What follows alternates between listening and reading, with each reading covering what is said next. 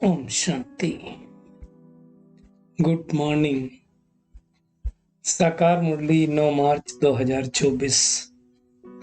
बाबा का मीठा मीठा पत्र मीठे मीठे बच्चों के मीठे मंथन के लिए। मंथन शुरू करने से पहले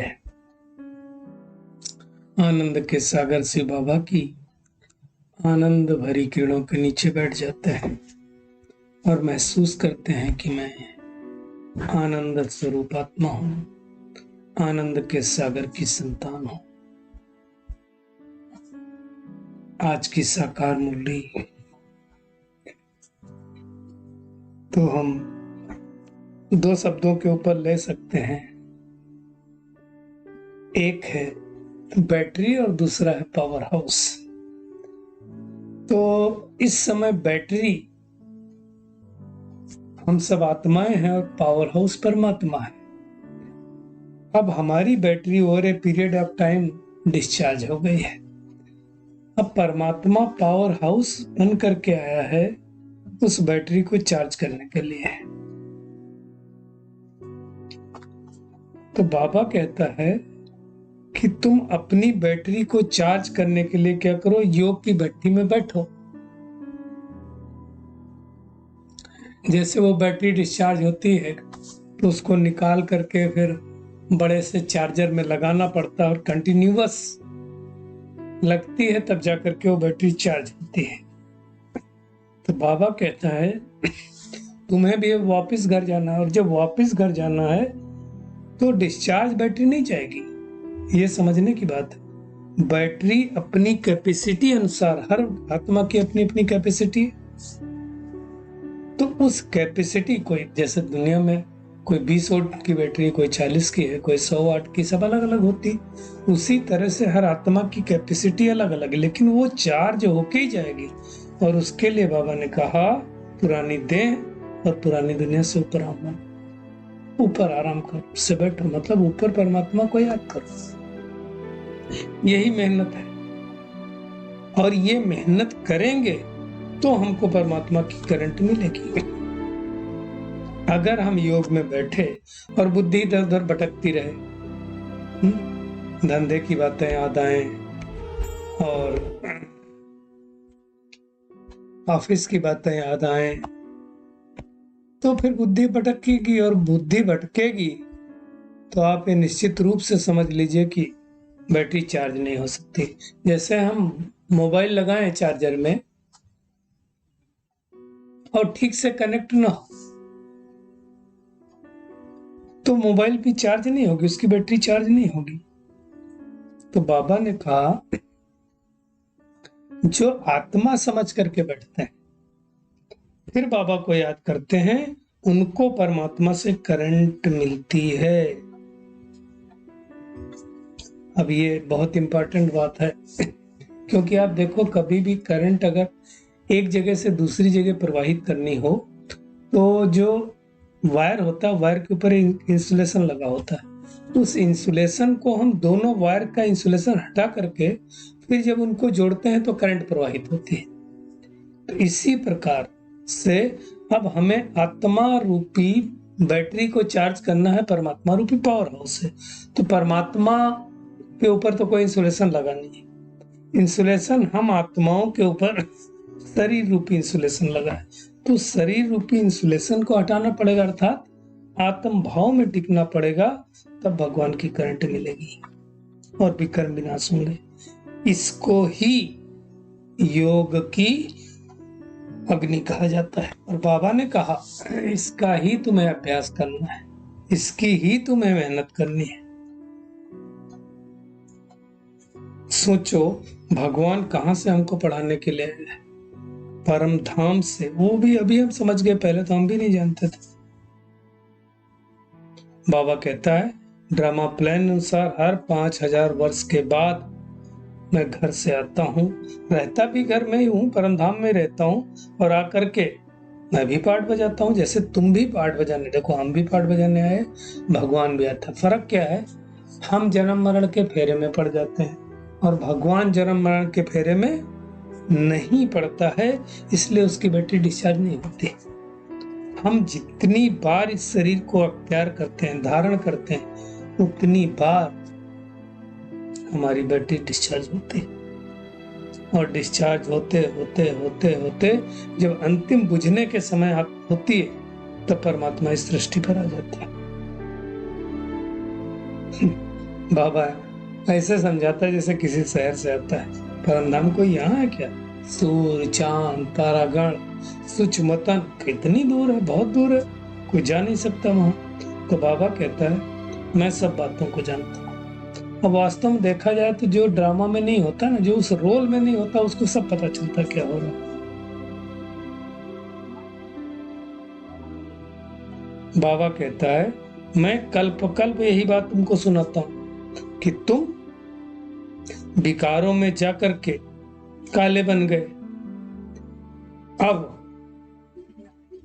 मैं तुम आत्मा को गोरा बनाने के लिए आता हूं। हाँ, ध्यान रहे, बाबा कहता ऐसा ना हो कि बैटरी एकदम डिस्चार्ज हो जाए और मोटर खड़ी हो जाए, वो भी हमें ध्यान देना है। बाबा ने कहा तुम्हारी बैटरी अभी चार्ज होनी है जरूर। वैसे बाबा कहता है खाली सुबह ही बैटरी चार्ज होनी है ऐसा जरूरी नहीं। चलते फिरते उठते बैठते कभी भी चार्ज हो सकती है। इससे मोबाइल रात में कोई लगा देते हैं, कोई दिन में भी लगा देते हैं तो चार्ज होती है, परंतु दिन में थोड़ा सा रस ज्यादा होती है ना। तो सुबह सुबह, लेकिन बाबा ने साथ साथ का सुबह भी बैठना जरूर है। बैठना अच्छा है, क्योंकि बैठेंगे तो हमारे विकर्म नष्ट होंगे, ऐसे नष्ट होते नहीं। तो बाबा कहता वास्तव में समझो यह है सोना को शुद्ध बनाने की भट्ठी, मतलब आत्मा को प्योर बनाने की भट्ठी। आत्मा सच्चा सोना थी ना, भी झूठा हो गई, उसमें न जाने कितनी गंदगी मिल गई। तो बाबा कहता याद नहीं करेंगे तो इतना प्योर नहीं बनेंगे। परमात्मा की याद ही एक ऐसा जरिया है जिससे हम संपूर्ण रीति से प्योर हो सकते हैं। बाबा ने कहा अब 84 का चक्र पूरा होता है, अब घर जाना है। लेकिन पतित आत्मा तो जा नहीं सकती, इसलिए परमात्मा उसको पावन बनने की युक्ति बताता है। दुनिया में लोग सोचते हैं श्री कृष्ण ने गीता ज्ञान सुना है तो श्री कृष्ण हो गए टीचर। भगवान कहता है श्री कृष्ण तो कभी टीचर बनता ही नहीं है। क्यों? सतयुग में वो पढ़ता है प्रिंस बन करके, नारायण बन जाता है तो कोई पढ़ाएगा थोड़ी।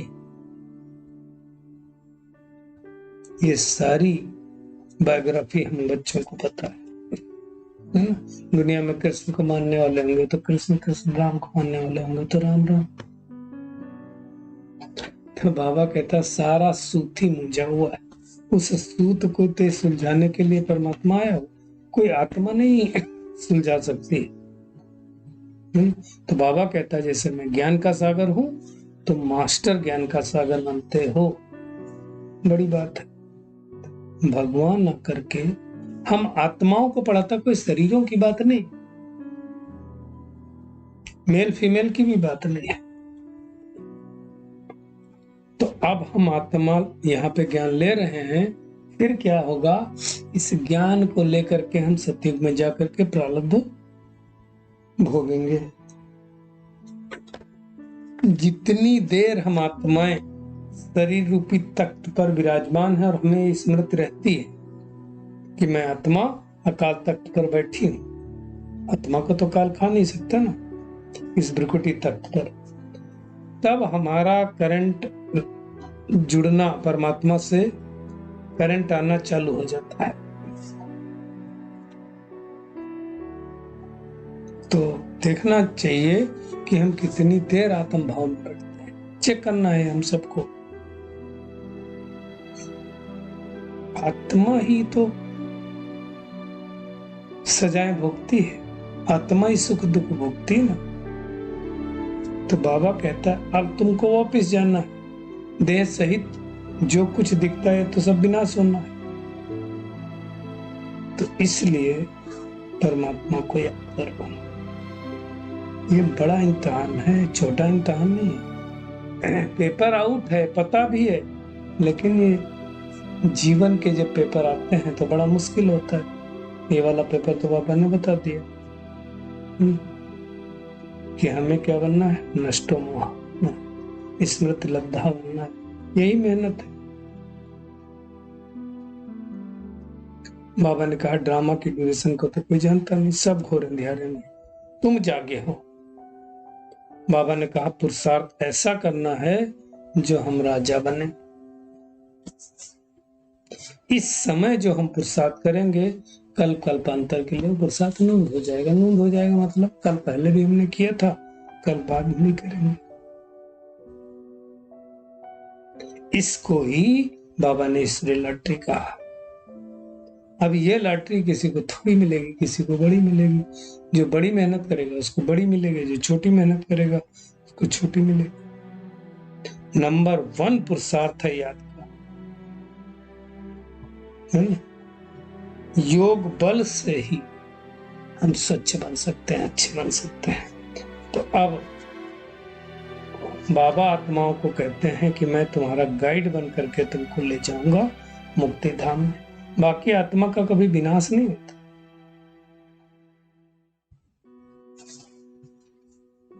मतलब न विनाश होता है, ना आत्मा कभी मोक्ष को पाती। मतलब मोक्ष तो मतलब ही नहीं, विनाश नहीं होगा तो मोक्ष को कैसे पाएगी। कई लोग सोचते हैं मोक्ष का मतलब क्या हो गया कि अब हमको आने नहीं इस सृष्टि पर पार्ट बजाने के लिए। बाबा कहता है ऐसा नहीं होता है। हर एक को अपना अपना पार्ट बजाना है। आत्मा ऐसे भी मॉर्टल है, कभी भी विनाश नहीं होगी, है ना? बाकी विकर्म विनाश तो करना ही पड़ेगा, फिर हम घर चले जाएंगे। बाबा ने कहा आखिरी में सारे सन्यासी भी समझेंगे, सब आएंगे, सबकी बुद्धि में हमारी ये बातें टच करेंगी, तब कहेंगे अहो प्रभु तुम्हारी गत मत तुम ही जाना। तो बाबा कहते हैं मेरी श्रीमत से तो तुम्हारी गति होती है। शुरू में जब ब्रह्मा बाबा को साक्षात्कार हुआ, पहले विनाश का साक्षात्कार हुआ, फिर लक्ष्मी नारायण यानी विष्णु चतुर्भुज का साक्षात्कार हुआ, तो बाबा को जोर से वैराग्य देखा मैं डबल ताजधारी बनता हूँ, तो बहुत खुश हो गया और सारा कुछ खुशी के मारे सब कुछ छोड़ दिया, माताओं को ट्रस्टी बना दिया। समझा कि अभी राजाई मिल जाएगी। बाद में पता चला बाबा ने शुरू में समझ थोड़े दिन में राजाई मिल जाएगी, अभी फटाफट विनाश हो जाएगा, लेकिन ऐसा नहीं हुआ। टाइम लगता है ना। बाद में पता चला राजधानी में अकेले जाकर के क्या करूंगा, और भी तो चाहिए। तो पुरुषार्थ तो हम सबको करना है, क्योंकि राजा स्थापन हो रही है। आज बाबा ने एक बहुत अच्छी बात कही कि बाबा एक एक बच्चे को देखता रहता है, एक एक बच्चे को सकाश देता रहता है। इसलिए आप गौर करो, तो जब अव्यक्त बाप दादा मिलन होता है तो 10-15 मिनट तो बाबा खाली दृष्टि देता है, और उस दृष्टि देते समय, लेते समय कोई बोर नहीं होता, आनंद आता है, क्योंकि उस दृष्टि में शक्ति है, पावर है। बाबा सर्च लाइट एक एक आत्मा को देता है, ताकत देता है, जिससे करंट देता है, जिससे ताकत भर जाए। हाँ, अगर किसी को उस समय जब बाबा दृष्टि दे रहा है, डायमंड हॉल में बैठे हैं और बुद्धि इधर उधर भटकेगी, तो ताकत तो आएगी ही नहीं। तो बुद्धि नहीं भटकानी। इसलिए दुनिया में क्या कहते हैं, मीठा गुड़ तो गुरा है, जितना मीठा घोरोगे उतने, जितना चीनी घोरोगे उतना मीठा होगा शरबत, जितना गुड़ घोरोगे उतना मीठा होगा शरबत। तो बुद्धि बाहर नहीं भटकनी चाहिए। बाबा कहता मैं सर्विस करने आया हूँ, अब तुमको सर्विस को स्वीकार करना है। एक ही चीज ध्यान देना है कि तुम किसके ख्याल में बैठे। बहुत प्यार से बाबा एक एक बच्चे को सकाश देता है। बाबा कहता है मैं सामने बैठ लाइट देता हूं, जो पकड़ने वाले होंगे वो पकड़ेंगे और उनकी बैटरी चार्ज होती जाएगी। बाबा ने कहा तुम्हें बहुत तरावटी माल मिलता है। अब ये किसी को हजम होता, किसी को नहीं होता। तो आज का होमवर्क क्या है? एक ही होमवर्क है कि हमें अपनी बैटरी को चार्ज करने के लिए परमात्मा रूपी पावर हाउस से कनेक्ट करना है, और उसके लिए देही अभिमानी होकर के, आत्माभिमानी होकर के बैठना है। सवेरे सवेरे बैठ करके बाबा से सर्च लाइट लेनी है। बुद्धि योग बाहर नहीं भटकना चाहिए। आपस में भाई भाई के सच्चे लव से रहना है। सबको रिगार्ड देना है। मैं आत्मा हूं तो सामने वाली आत्मा इस दृष्टि से देखना है। आज का बाबा का वरदान है, अपने संपर्क द्वारा अनेक आत्माओं की चिंताओं को मिटाने वाले सर्व के प्रिय भव। बाबा कहता है, वर्तमान समय व्यक्तियों में स्वार्थ भाव होने के कारण और वैभवों द्वारा अल्पकाल की प्राप्ति होने के कारण कोई न कोई चिंता, कोई न कोई परेशानी तो है। क्योंकि हम अपने स्वार्थ के बारे में सोचते हैं, तब चिंता परेशानी होती है। बाबा कहता है, सब चिंतक आत्माओं के थोड़े समय का संपर्क भी उन आत्माओं की चिंताओं को मिटाने का आधार बन जाता है। अब सोचो, हमारे संपर्क में आने से किसी की चिंता मिट जाए, इससे बड़ी बात क्या हो सकती है? तो बाबा ने कहा, आप जैसी शुभ चिंतक आत्माओं को आवश्यकता है विश्व को, इसलिए आप विश्व को अति प्रिय। इतना हमें नशा रहता है जो भगवान नशा दिला रहा है, चेक करना है। स्लोगन है, आप हीरे तुल्य आत्माओं के बोल भी रतन समान मूल्यवान होने चाहिए। हमारे साधारण बोल नहीं हो सकते हैं। शुक्रिया मीठे प्यारे बाप दादा, शुक्रिया आप सभी का इस मीठे मंथन के लिए। अच्छा, ओम शांति।